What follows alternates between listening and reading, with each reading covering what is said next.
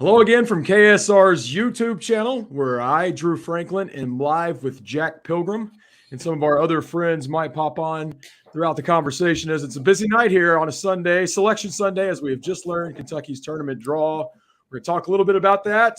Wanted to talk to you more throughout the weekend, but we only did one show on Friday night. We're not going to reflect too much back on that. But Jack, it is good to see you again now that we're back home, and you were just at Calipari's house. We'll just start off. The draw is Kentucky's playing Providence. I think everyone knows that by now if you're here watching this. Kentucky got a 6 seed heading to Greensboro where they will play Providence at 7:10 p.m. Friday night. Jack, what do you just think of that first matchup? And then we'll move on from there. I think the NCAA will tell you that they don't factor in storylines and narratives and all those things. But come on now. Providence, Bryce Hopkins versus Kentucky, the team that didn't want him, said, he wasn't able to play at Kentucky for stuff going on behind the scenes. It just sets up a perfect rivalry, enemy storyline that we all kind of knew would probably come. It's a great matchup for Kentucky, I think. I know there are a lot of guys that are worried about the offensive efficiency that they have. And I look more at the fact that they've lost 8 of their last 15 total games.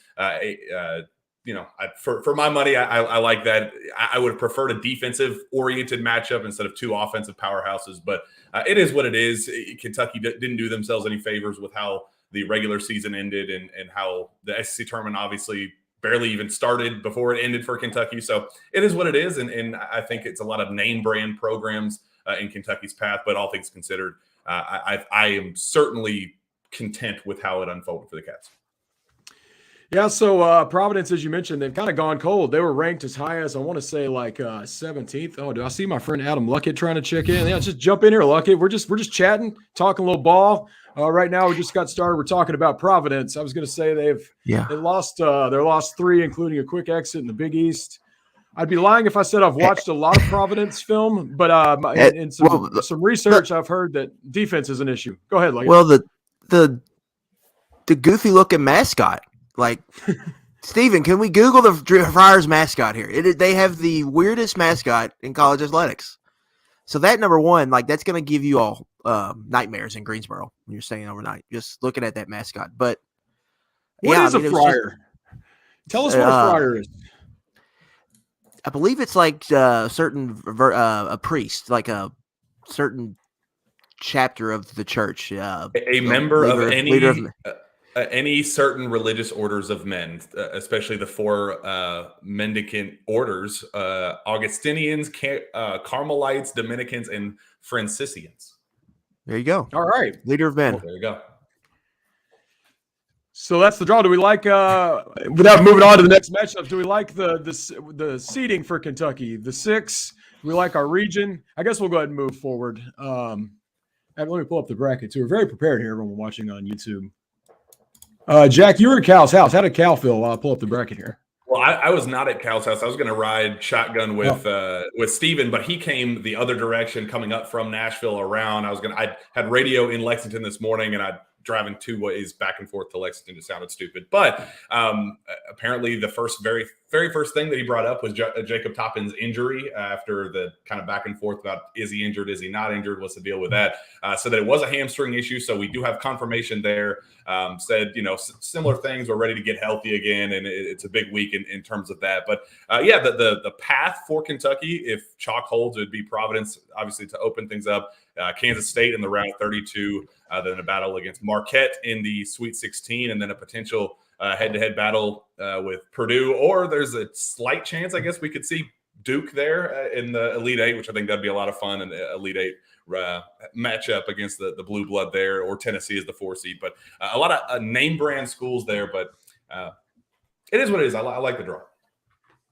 Nick Roush has now joined us as we just keep adding to this party. Since I don't have a voice from Nashville, we will take as many people that want to jump on this. We'll add some of the comments as well. But Nick, we're here on the, what are we calling this? The Selection Sunday live show with Justice Dental. Now we got another football guy on here. Nick, how are you feeling about the draw? I'm all for the most alliterative names possible. So bracket breakdown, best brackets ever for the Wildcats. I have a take. And it just pop, pop, pop, pop. It was just popping off in my brain, slowly formulating, even though I've yet to do all my proper research and digest everything possible. I'm feeling a lot of deja vu right now.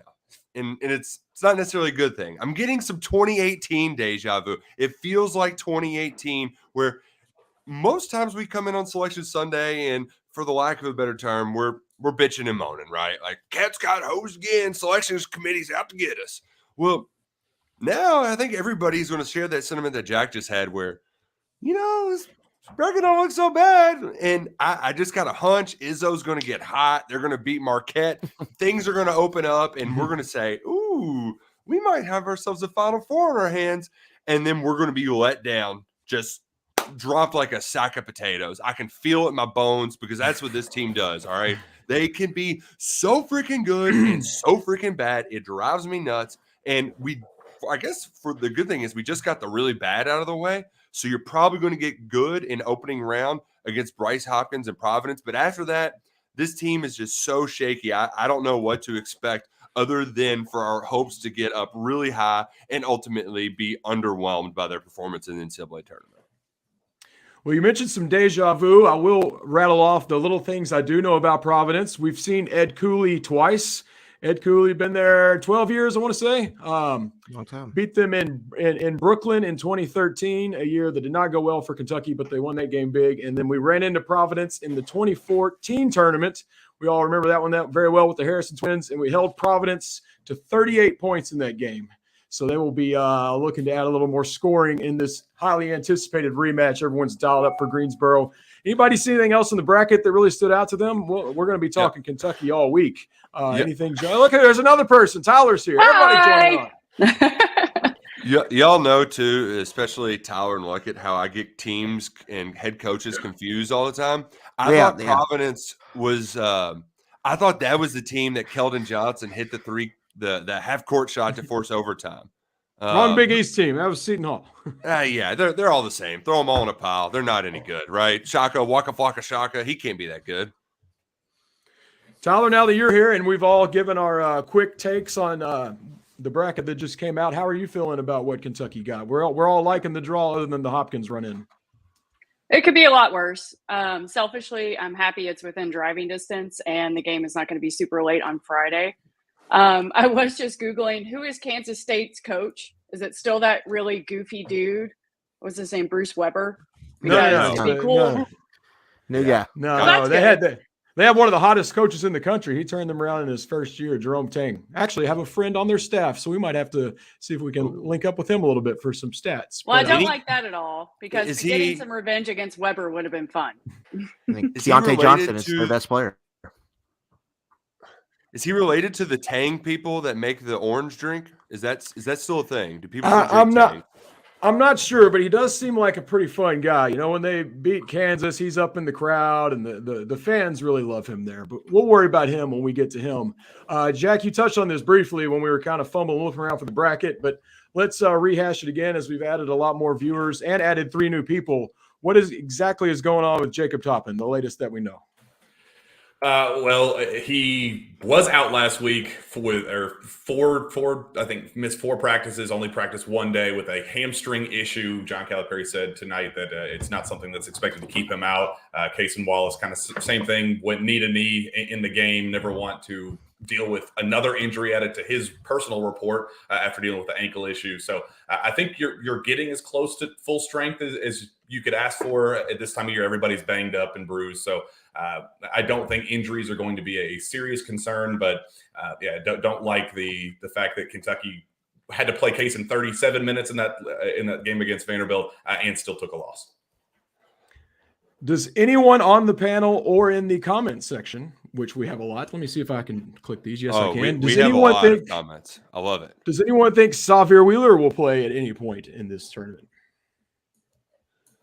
Absolutely not. I don't know why Calipari keeps teasing us with that. I mean, I hope he does. It'd be cool. We could have used him against Vanderbilt, but I don't get it. I mean, maybe he's just being nice to Xavier and teasing the possibility of a return. I just don't see it happening. How's our confidence level? I don't think any of us have confidence Xavier will be there, but every time this team disappoints us, every time we think it's just not their year, they go and do the exact opposite and have a good win or a good run. Do we think they have one more turnaround left in them and would really put on a good show?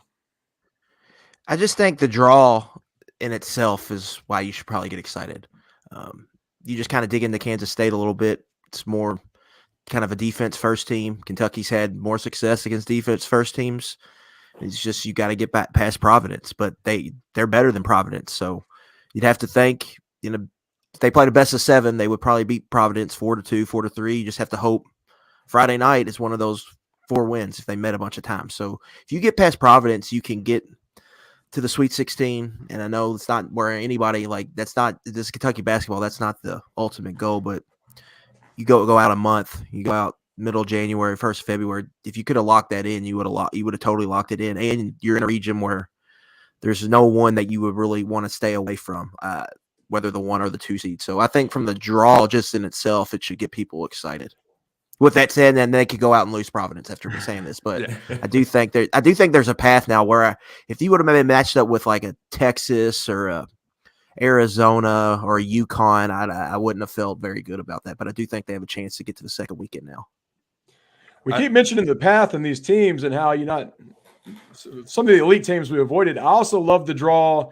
North Carolina, a lot of fans can get there, and 7:00 on a Friday night. I mean, that could be a very good crowd for Kentucky. I'm loving the location and the time slot they got too. That's on CBS. St. Patrick's Day too, and if you all recall, St. Patrick's Day 2011, just all time St. Patrick's Day. You had Brandon Knight with the soft kiss off the backboard for the win. I was in Fort Lauderdale, Florida, shirtless, drunk, smashing sunglasses. We were trying to fight the Louisville football team. It was great. It was a great time. Which speaking of Louisville, Providence has a former Louisville player. He can't be any good, right? Like that. Noah Locke. Which one is it? I completely forgot that guy played on their team last year. They were awful last year. They're even worse this year. Well, I guess that is last year now. But that guy can't be that good, right? Like we're just getting the Governor's Cup scraps from Providence. You can't convince me they're that good of a team. I mean, we will give Providence their respect once we learn more about them. But I think for Kentucky fans, it seems like we're all just terrified of a Bryce Hopkins going off game. That's the one name we have to worry about. But here's I think my counterpoint is is Bryce Hopkins going to go for 40? I mean, this feels like he's going to get his, but you make everybody else beat you. That's kind of my initial thought because I don't know about you, Lucky, but this feels like just a bunch of dudes. You just can't let Locke get hot. You can't let these other 3-point shooters get real hot because Hopkins feels like a one-man show for them. Yeah, and I think their third best player is a South Carolina transfer, Devin Carter, who Kentucky saw last year, who I don't think, he got out of town before JT Poston rolled into Columbia.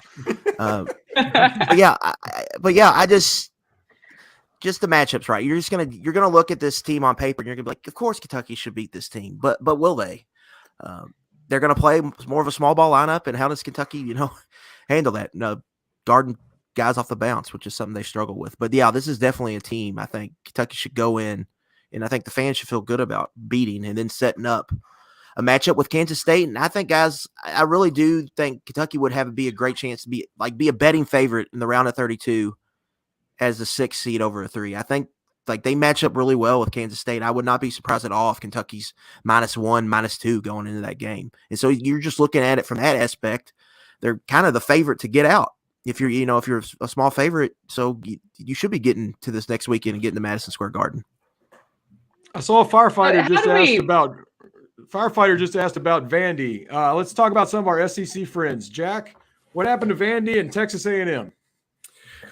Texas A&M got absolutely hosed. I cannot believe they were seated where they are. I don't know how a team that was playing as well as anybody in college basketball to close out the year, you make the SEC championship game, and you're. I hate that for them, and after what happened last year, the Buzz Williams press conference and the drama surrounding all that. I just think it's a crappy draw for them, and I thought they deserved better. But Vandy, it is what it is. They were already just hanging on by a thread. They had to probably make it to the title game if they were going to, then get steamrolled in the semifinals. Just that I figured that was coming, but still, Jerry Stackhouse had that team rolling just about as well as anybody in the SEC. So definitely didn't help Kentucky's chances either that Vandy lost the way they did just a day after our matchup. I tell you how Texas A&M got the 7 seed. Texas was the 2 seed. Oh. That's how they got the 7 seed. That's Okay. exactly right. You're They taking don't that do route. They don't do storylines. story- They they don't don't do consider storylines. storylines. Tyler, you were about to chime in with something a minute ago. Did we already cover it? Yeah, I was just, where do we think this team is mentally? That's one question. The second is, how are they going to do against a former teammate like Bryce Hopkins? I mean, a lot of these guys played with Bryce. Are they going to handle that well? I guess I'm kind of down after the SEC tournament. So I'm a little worried about the mental aspect of it, and combine that with, the pressure from last year, the first round loss. Like, is this team going to be able to handle that? That's my big concern right now. But And does that Ed way. Cooley just call Bryce Hopkins into his office tomorrow morning and say, "Tell me everything you know"? I mean, are there advantages of practicing against Jacob Toppin every day and seeing Oscar? Is it weird that I actually like that? That's the distraction. It's going to be the Bryce Hopkins and not you lost to St. Peter's, because losing in the first round is, I think, a bigger deal than playing a guy you're familiar with in practice. And I feel like Vanderbilt had a very similar. There was nothing about Kentucky that scared them. So you can prop up these opponents you don't know nothing about on a pedestal. They have some familiarity there, and they're not going to have to hear about the Peacocks all week. Muhammad likes the bracket, says he thinks we got lucky. Have we seen anyone complain or, worry about what Kentucky's draw got? I don't love a minute ago, Luckett said the sentence out loud. It could be crazy, and Kentucky could be a favorite in the round of 32. I know that's the situation we're in, but just hearing him say that sentence did not help my excitement. Does anybody want to do some predictions? Do we want to put that out there? Is it too early? Do we want to sleep on it? I wish Kentucky was a legal betting state so I could hammer cats. I had so much fun in Tennessee doing that legally. How do you live like this, Tyler? You just showing off all your legal gambling? Gosh. I confess to Drew, he asked me the same question. I still use the somewhat not legal site because I still have money there. So hopefully I don't get arrested for saying that, but you mentioned subs earlier, Drew. Can we just point and laugh at North Carolina? Like, gosh. Oh yeah. From number 1 to not in at all. You really hate to see that. I loved we might have some Duke and Tennessee running into each other.